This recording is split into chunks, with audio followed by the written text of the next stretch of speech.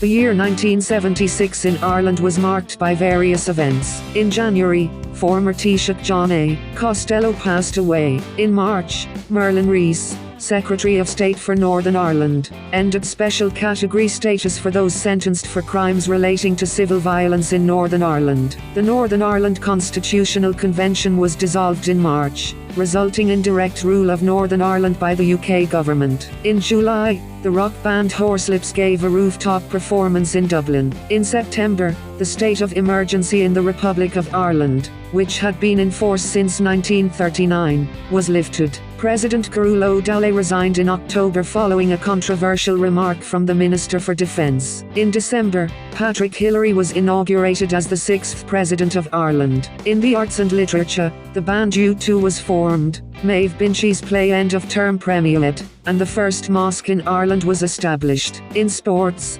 Crenshaw won Carroll's Irish Open in golf.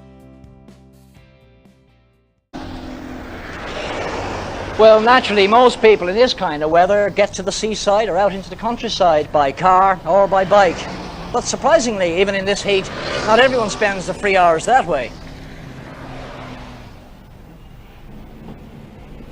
At this South Dublin Keep Fit establishment, 150 enthusiasts turn up and down every day, oblivious to the soaring outside temperatures.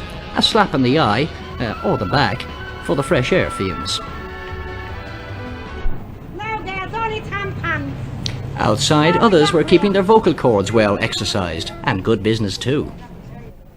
Meanwhile, over in the west, because of bad weather, harvesting was only able to get underway in the last 3 days. Here in Connemara, farmers have had to use the scythe because of a shortage of tractors. Of course, during this hot spell, the government is asking people to conserve water, to preserve our reservoirs, so don't use the hose on the lawns or the flowers if you can avoid it.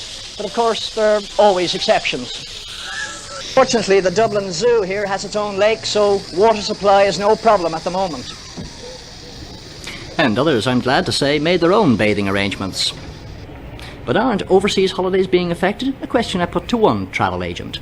Well, surprisingly we find the opposite. In actual fact, in the last week we've got more bookings than we've had in the previous 3 weeks. And I think it's people, when they get a sample of good weather, they're more inclined to think of a continental holiday, where in fact it's like this all the time. Well, of course, if you work from Monday to Friday, you can still at least look forward to the weekend, because according to the weathermen, the weather's going to hold good for several more days. But in the meantime, for most of us, back to the chores.